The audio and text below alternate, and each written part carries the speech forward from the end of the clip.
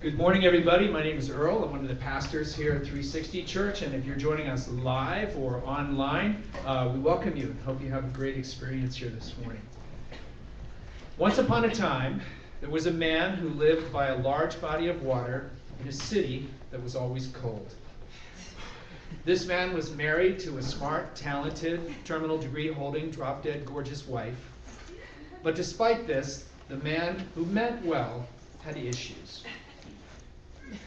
Liberal usage of Rogaine had still left him bereft of hair. Incessant workouts proved incapable of helping him to lose any significant amount of weight.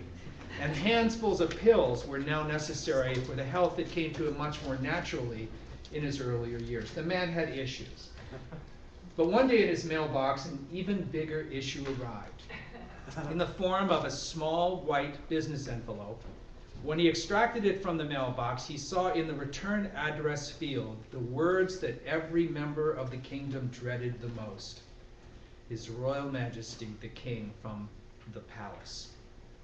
His heart rate rose immediately because the king didn't write every day and never to announce good news.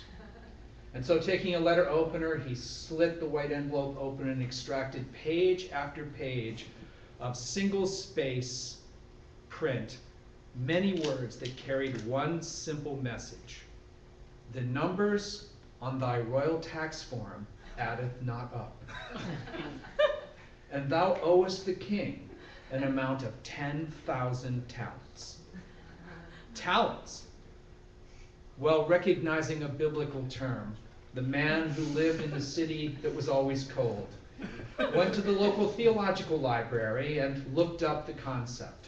And what he discovered was that an amount of 10,000 talents was the equivalent of 60 million days of wages in first century Palestine. In fact, he found that 60,000 talents was larger than the amount of currency in circulation in the entire Roman province of Palestine in the first century. In fact, he discovered that when the Romans conquered Palestine in 63, they imposed an annual tax of 10,000 talents for the entire area, which Julius Caesar himself personally had to reduce to keep from destroying the local economy. 10,000 talents was bazillions. The man's heart froze inside him because he knew that the king was harsh. And his penalties included prison and slavery and torture. And faced with an impending financial disaster of almost biblical proportions, the man chose the only refuge available to him: denial. And for days wondered, what am I going to do with this letter from the king? What to do? Life is a contact sport, and if you're going to be a player, you're going to take hits. And when you take hits, we have to know what we're going to do to keep those hits from destroying us. Jesus spoke to that in Matthew chapter 18, in a portion of the gospel that some people call the Sermon to the Congregation, because it's a chapter that deals with how we're all going to get along. Wouldn't it be wonderful if we had a common faith, everything else just worked out? Is it your experience that it isn't quite that way sometimes?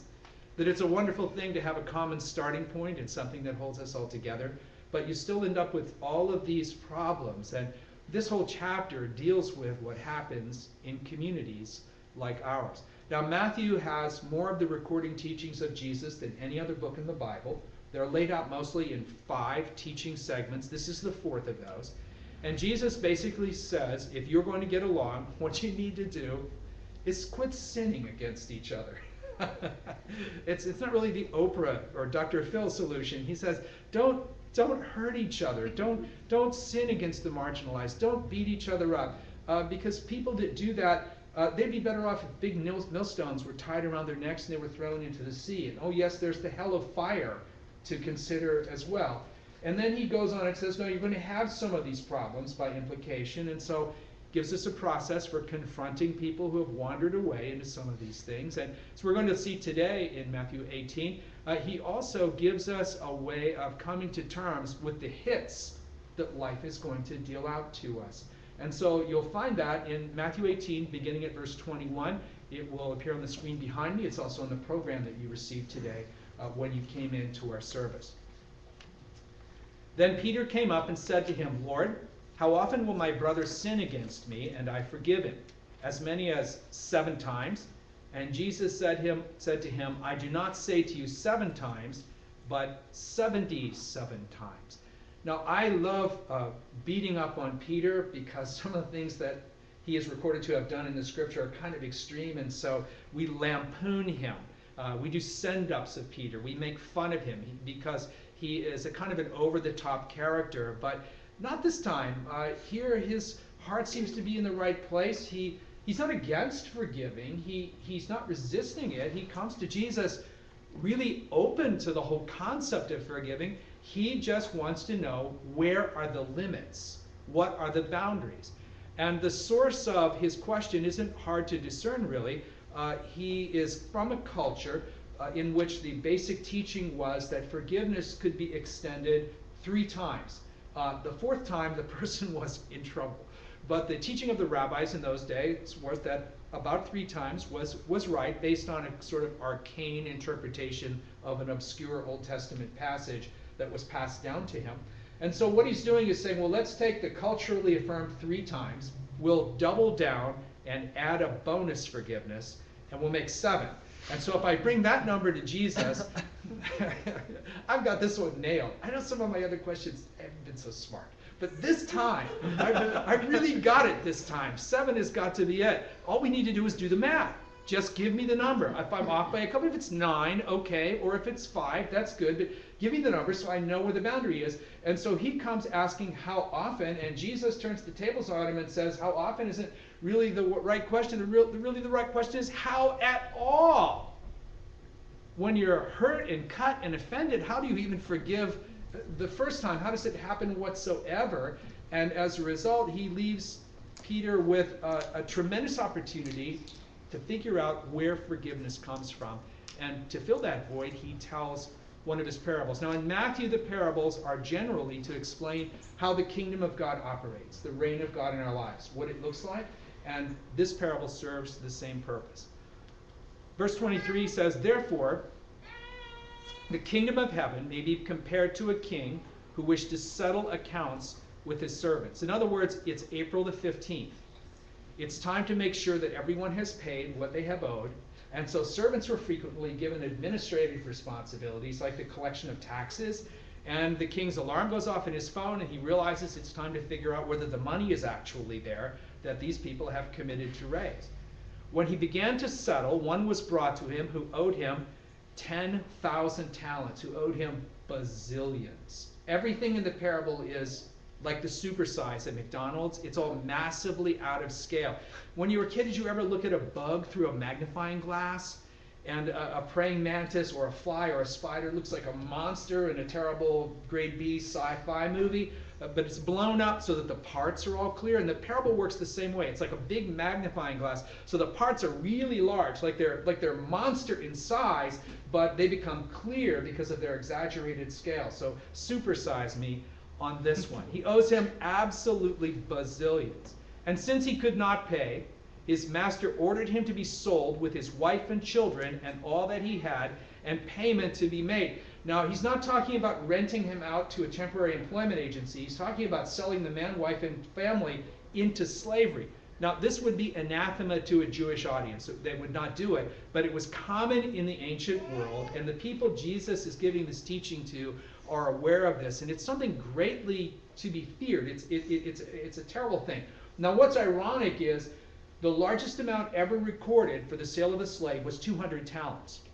It's a tiny fraction of what the king is actually owed. He has no hope of recovering what the servant owes him by selling him into someone else's service. And so the point he's trying to make is he is attempting to reestablish respect but because he rules with the same authoritarian spirit that a mafia boss would rule with. And if you let this person get away with owing you money, it appears that you are soft and your enemies will encroach on your territory. And so you have to push back hard to make sure that no one believes that you're the kind of person that lets people get away with their debts. And so to do that, he will gladly sell this man into slavery, take the few bucks he gets from it, but take the value of having respect for him to be restored. So the servant fell on his knees, imploring him, have patience with me, and I will pay you everything. Sure you will. You will work for 60 million days and save up all the money and then bring it back to, oh, wait, I'll be dead. There's no way you can pay me everything because I won't even be here. So it's the supersize me dynamic again. Under this kind of pressure being sold into slavery, well, I'd say pretty much anything to avoid that. And so he's pleading, even saying things that patently can't possibly be true to try to get out of this. And out of pity for him, says verse 27, the master of that servant released him and forgave him the debt. It was common in this context, if a nation was in deep trouble, let's say a crop failure through drought, or war had caused an economic collapse for the king or the other rulers, to simply write off debts to keep the economy of the country from being destroyed by this crisis. When the Great Recession hit, one of the countries most devastated by it was Iceland. Their economy virtually fell off the table in almost the first few months after the economic downturn began. And so the people of Iceland are a clever bunch. And the way they dealt with it was the government declared a national referendum, and 90% of the Icelandic population voted to simply ignore what they owed to everyone else in the world. In other words, they just woke up the next day and said, no, we don't owe that. They repudiated the debt. And what are you going to do? Repossess Iceland? You know, get a giant tugboats and hook it up and haul it away and make, attach it to Manhattan and make it a new part of New York City? There's nothing that could be done. And so they simply pushed in their chips, walked away from the table and said, this is wonderful, we're debt free. And the government then made the banks forgive about 25% of what the population owed in mortgage debt, and that began their turnaround to reemerge. Now, they're not out of the woods yet, but they're an awful lot better off than they were a couple years ago. And in the ancient world, the expectation was something like that. If the king said, well, we're in crisis, I'm going to forgive these debts, you were expected to turn around and forgive anyone who owed you anything, and that was, if you will, the ancient stimulus package. That's how you got the economy out of trouble, and it was your social obligation to do that if you were the recipient of it. And so when the king says, I have pity on you, stop whining, all right, I'll forgive this, he expects the slave to turn around and follow that custom and to do exactly the same thing. But he didn't, says verse 28. When the same servant went out, he found one of his fellow servants who owed him 100 denarii, that's not very much, and seizing him, he began to choke him, saying, pay what you owe. Now the implication here is that this happens perhaps within just a few minutes of leaving the king's presence. Maybe this is the first person he bumps into on the sidewalk or the plaza or the colonnade or wherever he is. And he grabs this other servant and says, you owe me 20 bucks. Where is it? Come on. And he's choking the life out of the guy, completely disregarding what the king would have expected him to do. So his fellow servant, does this sound familiar? Fell down and pleaded with him, have patience with me, and I will pay you. He refused, says verse 30, and went and put him in prison until he should pay the debt. Debtor's prison was a live option for anyone who was owed money. It was used to force you to pay. We would use bill collectors, accounts receivable. In the ancient context, you would simply be shipped off to this prison until somehow you came up with the ability to come across with the cash, and he has this servant thrown in that kind of prison. When his fellow servants saw what had taken place, says verse 30, they were greatly distressed, and they went and reported to their master all that had taken place. A better word for distress there would be they were sad. They're like, man, you had this chance to do this great thing. We're all servants around here. We're peers. when you did that, when you had been forgiven and you didn't turn around and do the same, you didn't sort of pay it forward, so to speak, you broke the faith with us. Because that's how we do it. That's how we take care of each other. We take the things that have been done for us and turn them around and try to do them for someone else. And since you didn't feel like you were able to do that, we're going to have to take you back to the bar of the king's justice, where you're going to have to face him and the consequences. Then his master summoned him and said to him, "You wicked servant," says verse 32, "I forgave you all that debt because you pleaded with me.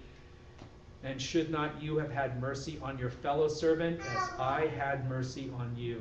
And in anger, his master delivered him to the jailers, better word there, torturers, until he should pay his debt. So the servant who in one instance is indebted, in the next instant is completely free, is sent off to be waterboarded. Torturers were a profession in those days, not just in Monty Python movies, but they were an actual form of employment. You contracted with people who loaned money. This is so terrible.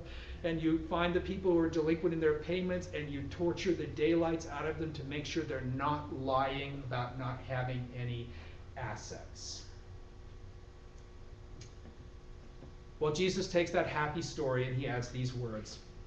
"So also my heavenly Father will do to every one of you if you do not forgive your brother from your heart." How often? The real question is how at all? And the answer I think that Jesus says is the way real forgiveness works is not a number, it works from the heart. From the heart. That's the phrase that pulls together the whole thing for me. It's from the heart. What does heart forgiveness look like? I think heart forgiveness is funded from the knowledge that God has forgiven me to begin with. You know, our hardness of heart, our sin, our rebellion, our abject self-involvement, all of our selfishness, everything that the scripture packages together and calls sin, that has created a debt between us and God.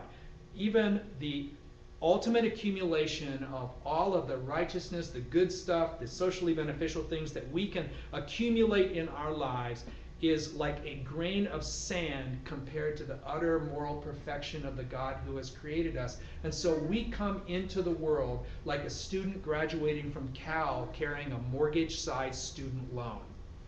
That is our lot, spiritually speaking.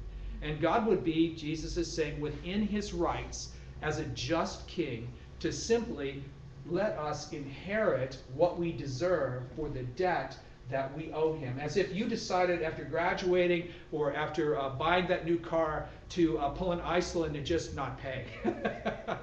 I've held a referendum and frankly I feel that this debt thing is just way overdrawn. I don't really need to be all bogged down in this. I need to move, man. I need to be able to do stuff. I need some freedom. I've got expensive shoes to buy and wristwatches and more cars and stuff. And this debt thing is a big drag and it's just holding me back. I think I'll just decide not to pay. I'll move to Florida, live on the beach and change my name. And that's what it's like to try to use our own accumulated righteousness to offset this debt. What God has done in Jesus is he has made a way for us to receive forgiveness from that debt because Christ has died to pay that off on the cross. He substituted himself, and if we receive that by faith, that debt is not just stamped paid in full, although that happens. It's as if that all never took place. And so when I'm hurt or I'm wounded or someone has done something to me, I have to ask myself, how do I fund this act of forgiveness? This feels like an unfunded liability. Like cities that never pay into their pension funds and then in 30 years are going to go bankrupt because when everyone retires all at once, there'll be nothing in the bank to pay that off. When I'm hurt, what happens is my perspective shifts to the other person's debt to me. And I obsess on what you've done. And I think about how you've hurt me. And I think about what you said. And I think about what you did. And that, in a way, if you've been hurt bad enough, that almost becomes the center of your world. It becomes hard to even to think about anything else because you're just fixated on that debt. It's like I wrote you a check for $1 million and you never paid me back. You said you would, but you never did. Hard forgiveness says, well, that all may be true, but the truth is that's like a grain of sand compared to what I've been forgiven by God and to the scale of God's grace. And you know what? That is enough funding for me to extend forgiveness to the person who's hurt me. So hard forgiveness is funded that way. I think the second thing that jumps out to me here is that hard forgiveness doesn't regard forgiveness as a time machine. In other words, the fact that I have forgiven an offender, it's not like the Terminator, where you don't like what's happening in the present, so you send something to the past and fix it, and then it doesn't happen, assuming all those time travel conundrums are not true. The fact that an offender has wounded me and I have extended forgiveness, whether the person apologizes or not, does not mean that I'm obligated to let that person back into my life. Now, chances are there won't be an apology, because someone who hurts you repeatedly probably doesn't have the grace to stop doing that, and so they're not going to have the grace to begin apologizing or repenting to us. Forgiveness doesn't fix that, because an individual who's dangerous or unhealthy or a criminal or clinical in some other way, when I forgive that person, they're just a forgiven, dangerous, unhealthy, criminal, clinical person. If they didn't deserve a spot in my life to begin with, not because they're undeserving, but because they're dangerous to me in some way, being forgiven doesn't mean they've earned their way in. It's not a time machine. It doesn't fix what's happened between us. So if I'm being abused or harmed or harassed, or I go out on a date with somebody, which I'm married, so that shouldn't happen anyway, but hypothetically, and the person verbally intimidates me or slaps me around. You know, the greatest single predictor of marital violence is dating violence. And comes back and does or does not apologize. Either way, funded by the grace of God, I'll work through the process of forgiveness with that person, but don't call me anymore. Leave me alone. Go and harm someone else. That person who is physically abusive needs to be in therapy. The therapeutic model I believe in is called cop therapy. They should meet the police. And they have a remarkably therapeutic effect, especially on large men who like to slap women around.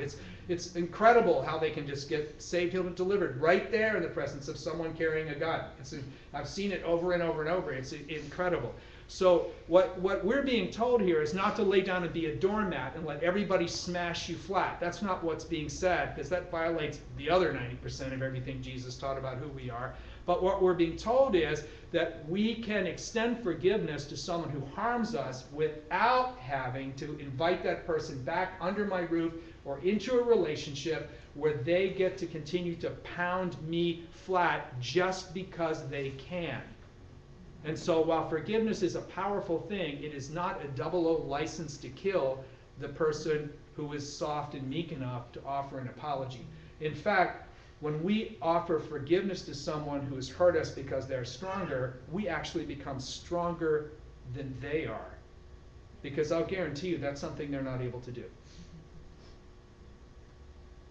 So if I want to be the strong one, I'm the forgiving one, but the one with the boundaries. Heart forgiveness is funded by God's grace, and it does not confuse forgiveness with the time machine. Heart forgiveness also realizes that unforgiveness is a prison of its own.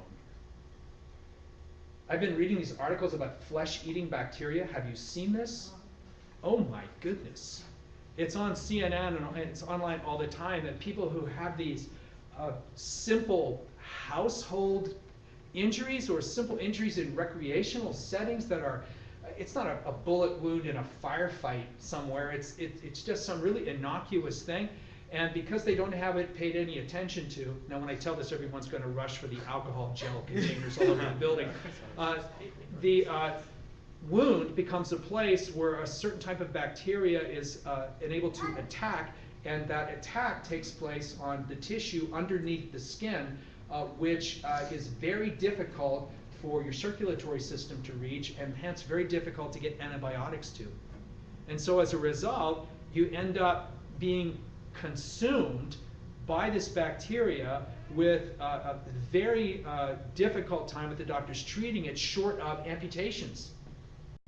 And even then, some people still die. Now, I read that the other day, and I thought, should I really say this on Sunday? I decided to. And my other thought was, that's exactly what happens when I get hurt and it's not taken care of. When I take a shot, when I take a hit, and I don't do anything to treat it, even a simple hit, one that doesn't seem, and they come in all dimensions, sizes, and scales, can begin to fester into something that is way worse than anything that ever initially happened to me. We've been in the people business for a long time now, and I think we've had almost everything done to us that can be done to people except assault and homicide. And the assault thing was tried a few times. So we've taken a lot of hits. And if we want to, we can let any one of those fester into something really deadly. Because over time, that untreated wound starts to pump out toxins, and those toxins they'll just poison you and kill you. You know that the Bible phrase, the root of bitterness? Isn't that a powerful picture? Bitterness gets down into you and spreads tendrils, and it wraps itself around your heart, and it just, what happens is it makes that offense the lens through which you see the whole world. Every raised voice is now a voice of abuse. Every touch is now threatening. Every person who looks like that person is one of whatever those people are. And it all becomes condensed into that center, and without even knowing it, that thing is pumping poison into my system. And like the servant being sent off into debtor's prison, I can end up imprisoned by all that stuff. Now, once I've forgiven, I'm still going to hurt for a while. Working through that and finding healing and even working through forgiveness itself is a process over time. There's nothing here that says it has to happen in the first 5 minutes. And the fact that I still feel some from hurt from the original wound doesn't mean that I'm in the wrong or that I haven't actually forgiven the other person. It's just people don't heal instantly. But from the heart forgiveness recognizes that if I don't set off on the journey of that, eventually my unforgiveness is going to imprison me more than the sin of the other person may even have imprisoned them. And so from the heart forgiveness says, I'm going to do the brave thing, and I'm going to work through this. I'm going to walk this path out. I'm going to, every time it comes back to my mind, I'm going to extend that spirit of forgiveness 77 times, which is sort of Jesus' way of saying bazillions. And I'm going to make this a non-issue between that person and me. Not that I have to let that individual back into my life to do that stuff again. But just because that individual is in prison doesn't mean that I have to be. I can be free because of what Jesus has done for me. And then that other individual now is in the scales of God's justice. And if I'm reading Matthew correctly here, that's not really where I want to be. I want to be outside of that metric and in God's grace. Once upon a time, there was a man who lived in a city by a large body of water that was always cold. He had received a letter from the king, and he was scared. 10,000 talents is such a huge debt to owe to a ruthless ruler. Where would money like that ever come from? 60 million days of wages owed to his royal majesty. So after a season in denial, with trembling hands, the man who was married to the smart, talented, terminal degree holding, drop-dead gorgeous wife decided that there was only one option, and that was that he had to write the king a letter. And so, carefully looking back through his records, he realized that he had made a mistake in his arithmetic, and the two numbers which had always been added together in every other year had failed to find one another in this particular year, and that the king had a royal point, and yet perhaps not as much a point as his Royal Highness thought he might have. And so the man who lived by the large body of water in the city that was always cold wrote the king a letter that went something like this: Dear Your Royal Highness, my error was inadvertent.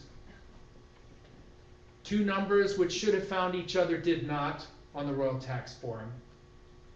And so wouldst thou consider a massively reduced amount of delinquent payment in addition to a convenient installment plan? Your loyal subject, the man who lives by a large body of water in a city that is always cold.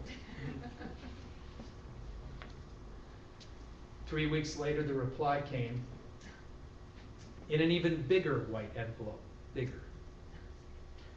That could only mean more imperial entanglements.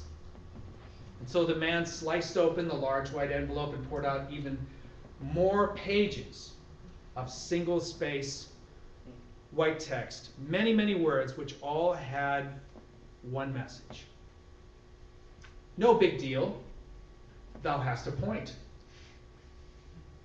Let us royally reduce thine tax delinquency and allow you as my royal subject to pay according to a handy installment plan. The man who lived by a large body of water in a city that was always cold, married to a smart, talented, terminal degree holding, drop-dead, gorgeous wife,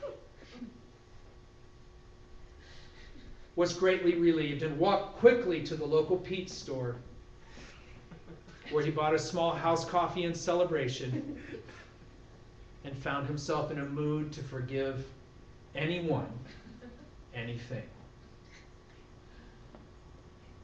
Would you stand with me, please? Our band's going to come and lead us in some worship for just a few moments. And when they start to play, we have a small white business card for each of you on the two tables that are to your left or right on the sides. And when they begin to lead us in some music today, I'd like you to just slip out of your seat and come and take one of those cards and just take it back to your seat with you if you would, and then we'll just have a word of instruction for you. Just want to send you home with some encouragement today so we can operationalize what Jesus has said in our own lives. Let's lift our hearts up together, just thank God for the grace that's available to us, and then you can pick up your card.